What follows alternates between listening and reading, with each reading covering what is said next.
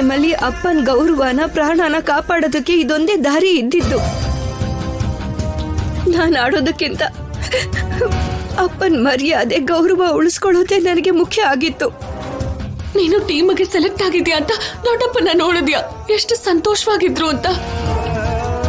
ಈಗ ನೀನು ಗೆದ್ರೆ ಎದ್ದು ಓಡೋಡ್ತಾ ಬಂದು ನಿನ್ನ ಎತ್ಕೊಂಡು ಖುಷಿ ಖುಷಿಯಾಗಿ ಊರ್ ತುಂಬಾ ತಿರುಗ್ಬೇಕು ಅಂತ ಆಸೆ ಪಡ್ತಿದ್ದಾರೆ. ಅಲ್ಲಿ ಶೌರ್ಯ ಅವ್ರ ಕನ್ಸನ್ನ ನೀನ್ ನಿಜ ಮಾಡ್ತಿದ್ಯಾ ಅಂತ ಖುಷಿಯಲ್ಲಿದ್ದಾರೆ. ನಿನ್ ಜೊತೆಗೆ ನಿನ್ ಆಟನ ಪ್ರೀತಿಸೋರು, ನೀನ್ ಗೆಲ್ಲೇಬೇಕು ಅಂತ ದೇವ್ರ ಹತ್ರ ಪ್ರಾರ್ಥಿಸ್ತಿರೋರು ನಿನ್ ಸುತ್ತ ಎಷ್ಟು ಜನ ಇದ್ದಾರೆ ಅಂತ ನಿನಗೆ ಗೊತ್ತಾ? ರಾಜಿ, ನೀನ್ ಮಾರಿದ್ದು ನಿನ್ ಪ್ಲೇಸ್ನ ಅಲ್ಲ, ಇವರೆಲ್ಲರ ನಂಬಿಕೆನ. ಯಾಕೆ ಹೀಗ್ ಮಾಡ್ದೆ? ಮತ್ತೆ ಆ ಟೈಮಲ್ಲಿ ಇನ್ನೇನ್ ಮಾಡಕ್ಕಾಗತ್ತೆ ಆದ್ಯ? ಅಪ್ಪನ್ ಮರ್ಯಾದೆ ಪ್ರಾಣಕ್ಕಿಂತ ನನಗದ್ಯಾವುದೋ ಮುಖ್ಯ ಅನ್ನಿಸ್ಲಿಲ್ಲ. ಅದಕ್ಕೆ ಮಾರ್ಕೊಂಡ್ಬಿಟ್ಟೆ. ಇವಾಗ ಅಪ್ಪ ಊರಲ್ಲಿ ತಲೆ ಎತ್ತಿ ಓಡಾಡ್ಬೋದು. ನನಗಷ್ಟು ಸಾಕು. ಈ ವಿಷಯ ಗೊತ್ತಾದ್ರೆ ಶೌರ್ಯ ಹೇಗ್ ರಿಯಾಕ್ಟ್ ಮಾಡ್ತಾರೆ ಅಂತ ಊಹೆ ಮಾಡಿದ್ಯಾ? ನನಗ ಆ ಕ್ಷಣದಲ್ಲಿ ಅಪ್ಪನ್ನ ಬಿಟ್ಟು ಬೇರೆ ಯಾರು ಕಾಣಿಸ್ಲಿಲ್ಲ. ನೀನ್ ಯಾರಿಗೂ ಉತ್ತರ ಕೊಡುವಂತ ಪರಿಸ್ಥಿತಿ ಬರಬಾರ್ದು ಅಂದ್ರೆ ನೀನು ಈಗ ನಡೆಯುವಂತ ಸ್ಟೇಟ್ ಲೆವೆಲ್ ಕಾಂಪಿಟೇಷನ್ ಅಲ್ಲಿ ಆಡ್ಲೇಬೇಕು.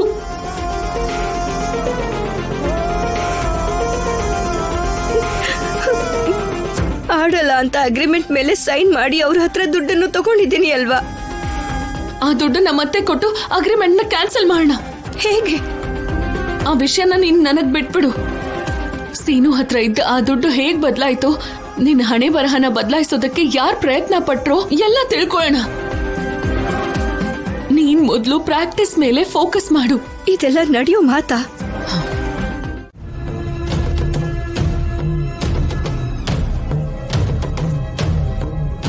ತೃಪ್ತಿಯಾಗಿ ಊಟ ಮಾಡಿ ಎಷ್ಟು ದಿವಸ ಆಗೋಯ್ತೋ. ತಿನ್ನಮ್ಮ. ನಾನ್ ಕೂಡ ಜೈಲಿಂದ ಬಂದಿದ್ದೀನಿ, ನನಗೂ ಸ್ವಲ್ಪ ಬಡಿಸು.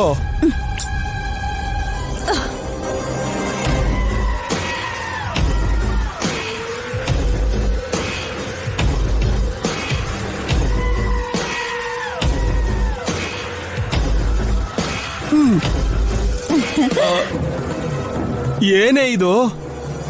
ಬಿರಿಯಾನಿ ಸ್ವಲ್ಪ ಬಡಿಸ್ಬೋದಲ್ವಾ? ನೀವ್ ತಡ್ಕೊಳ್ರಿ. ಇನ್ನೊಂದ್ ಸ್ವಲ್ಪ ತಿನ್ನಮ್ಮ. ಆ ಆ ಹ, ತಿನ್ನಮ್ಮ. ಆ ಹ.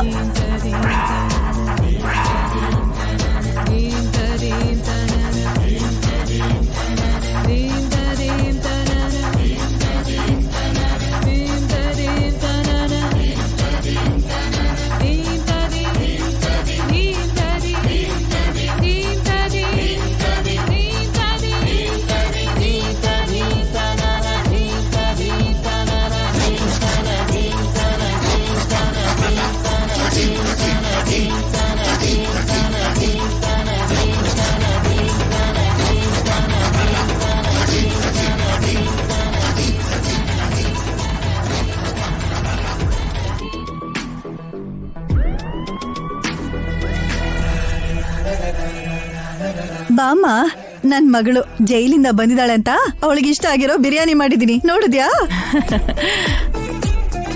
ನೀನ್ ಬಿಡುಗಡೆ ಆಗಿದ್ಯಾ ಅಂತ ವಿಷಯ ಕೇಳಿ ಓಡ್ ಬಂದೆ ಕಣೆ, ನಿನ್ನ ನೋಡ್ಬೇಕು ಅಂತ.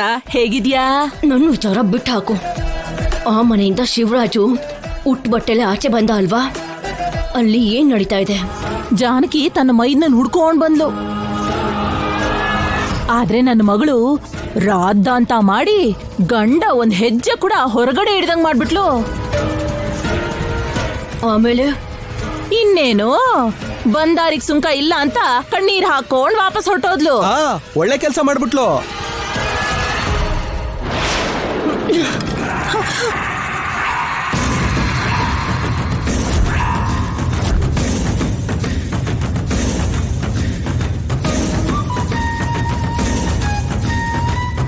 ಏನಾಗಿದೆಯಾ ನಿನಗೆ?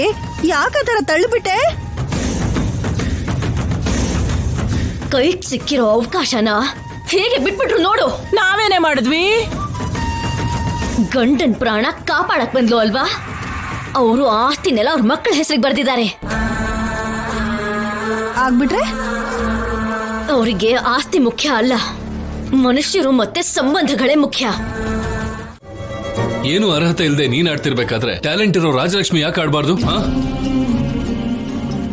ನೋಡಿ ಮಿಸ್ಟರ್ ಶೌರ್ಯ, ನೀವಿಲ್ಲಿ ಈ ತರ ಕೋಪ ಮಾಡ್ಕೊಳ್ಳೋದ್ರಿಂದ ಏನು ಉಪಯೋಗ ಇಲ್ಲ.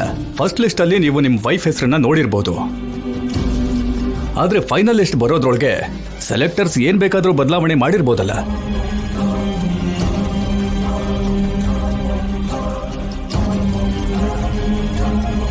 ನೋ, ಏನೇ ಆದ್ರೂ ಕೂಡ ರಾಜಲಕ್ಷ್ಮಿ ಹೆಸರು ಮಿಸ್ ಆಗಲ್ಲ. ಎಲ್ಲೋ ಏನೋ ಎಡವಟ್ಟಾಗಿದೆ.